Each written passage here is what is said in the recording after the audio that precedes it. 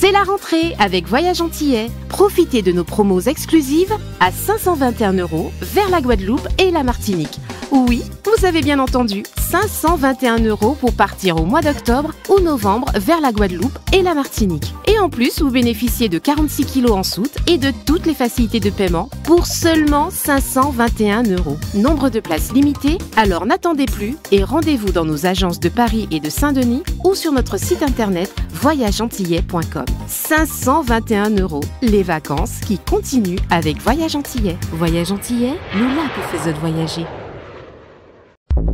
Martinique Actualité. Une bonne nouvelle pour commencer ce journal, c'est une bonne nouvelle pour les proches de Lauriane Courtinard. La jeune femme, âgée de 37 ans et habitant Schœlcher, était portée disparue depuis samedi dernier. Hier, mardi, en milieu de matinée, elle a été retrouvée saine et sauve. Cette disparition, jugée inquiétante, avait fait l'objet d'un avis de recherche lancé par la gendarmerie. Est donc arrivé le mois d'octobre et c'est le 22 de ce mois que la Cour d'appel de Paris va se prononcer sur deux questions de constitutionnalité concernant les actions en justice qui visent l'utilisation du chlordécone.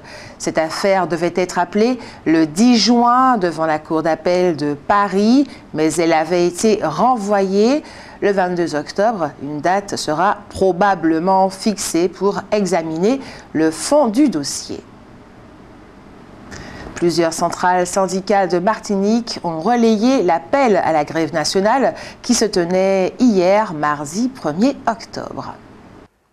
La mobilisation suivie par près d'un millier de personnes a eu pour effet de provoquer des perturbations dans plusieurs secteurs d'activité.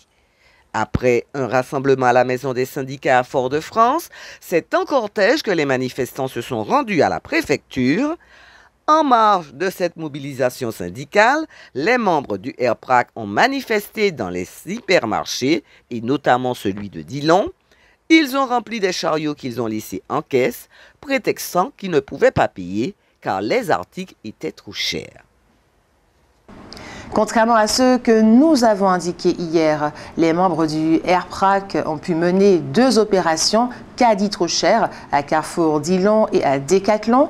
Bien entendu, ce genre d'opération provoque un surcroît de travail pour les salariés, inquiets également des conséquences à plus long terme de ces actions qui impactent les ventes dans leur entreprise.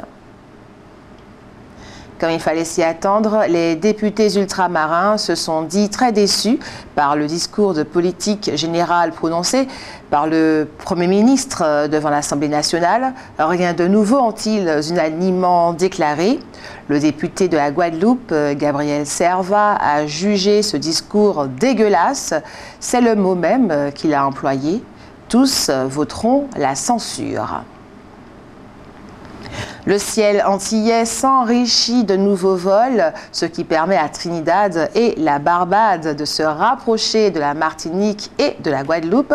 À partir du 3 décembre en Martinique et du 7 décembre en Guadeloupe, la compagnie Caribbean Airlines étoffe son programme de vol au départ des deux îles françaises. Dans le cadre de la Semaine Bleue, la ville du François et l'association Les Alazés organisent les deux manifestations suivantes.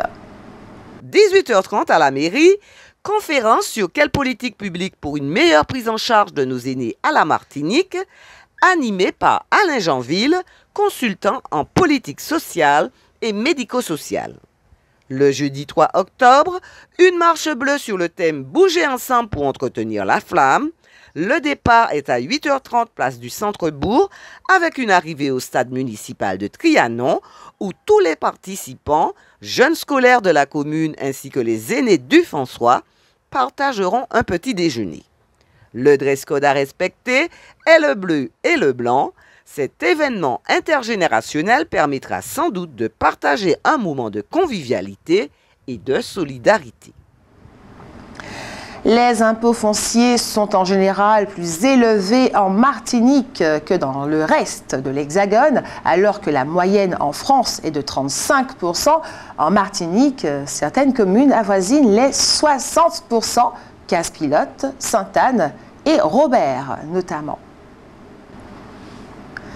L'IEDOM, l'AFD et l'INSEE ont présenté les comptes économiques rapides de la Martinique pour 2023 et la conjoncture du deuxième trimestre 2024. Ce qu'il faut retenir, c'est que l'économie présente un léger ralentissement. L'année 2023 a été marquée par une inflation soutenue avec une augmentation moyenne des prix à la consommation de 3,3%. Il faut noter encore que les prix de l'alimentation ont subi une hausse importante de 9,8% contre 5,4% en 2022. Jeudi, le 4 octobre prochain, le Conseil national des barreaux, en partenariat avec le ministère de l'Éducation nationale, organise la 7e édition de la Journée du droit dans les collèges. Cette année encore, la thématique centrale portera sur le harcèlement scolaire et la discrimination. Depuis son lancement en 2018, cette journée nationale mobilise des centaines d'avocats sur l'ensemble du territoire national qui se rendent bénévolement dans les établissements scolaires pour sensibiliser les élèves de 4e et de 5e aux principes fondamentaux du droit et à leur application dans la vie quotidienne. Lors de cette journée, les avocats échangeront avec les élèves pour leur fournir des outils juridiques afin de mieux comprendre leurs droits et devoirs, tout en leur offrant des clés pour se défendre face aux comportements toxiques et discriminatoires. En plus des interventions des avocats, des ressources pédagogiques et des outils d'accompagnement seront fournis aux enseignants et aux référents harcèlement pour prolonger la réflexion avec leurs élèves et poursuivre le travail de sensibilisation dans les semaines suivant l'événement. Faut-il que les négociations sur la vie chère se passent en présence de caméras qui les diffusent en direct sur les réseaux sociaux? C'est la question dans votre avis compte. Nous vous écoutons.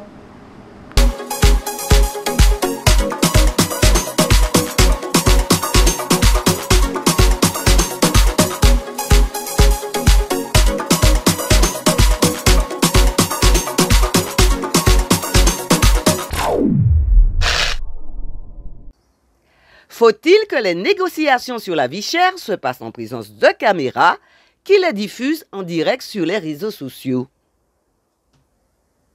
Oui, je suis d'accord. C'est pour que les gens sachent ce qui se passe dans le pays. Ça aurait été bien, à mon avis, ça aurait été bien pour que les gens sachent ce qui se passe. Et puis, être au courant. Diffuse cela en direct.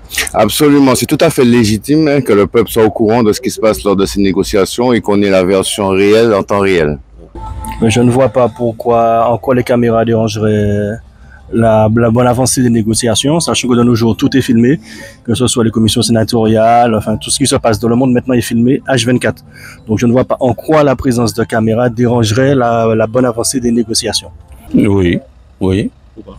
Eh ben, pour que la population puisse écouter, entendre, tellement on nous donne des contre-vérités, donc voilà. Tout à fait, il faudrait que ça soit diffusé en direct, parce que on voit des choses, on entend des bruits, enfin des gens qui parlent, mais on voit pas vraiment le prix. Moi je sais que sur certains produits, c'est pas normal qu'un produit vendu, enfin produit fait en Martinique, soit vendu aussi cher qu'en métropole. C'est pas du tout normal. Et je trouve que ça, il y a des choses à modifier. Et il faut que ça soit filmé pour que les gens puissent vraiment voir ce qui se passe. Faut-il que les négociations sur la vie chère se passent en présence de caméras qui les diffusent en direct sur les réseaux sociaux? Alors en fait, avis un peu mitigé, puisque bon, la présence de la caméra, oui, s'il n'y a rien à cacher, vraiment, je ne vois pas pourquoi la caméra ne pourrait pas assister au débat. Voilà. Mais de notre côté également, s'ils peuvent proposer les solutions nécessaires, vraiment effectives pour que le problème soit réglé, bon ben qu'ils le fassent rapidement. Parce que je crois que en fait, ce sera plus réel pour la population, pour les habitants. On sera plus une question de proximité, je pense. Ah bien oui, je suis entièrement d'accord pour les caméras.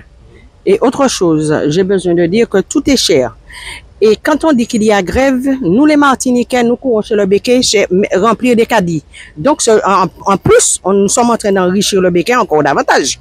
Au contraire, il faudrait faire abstraction à ne pas aller chez lui. Rester chez le petit commerçant ou bien aller chez l'agriculteur.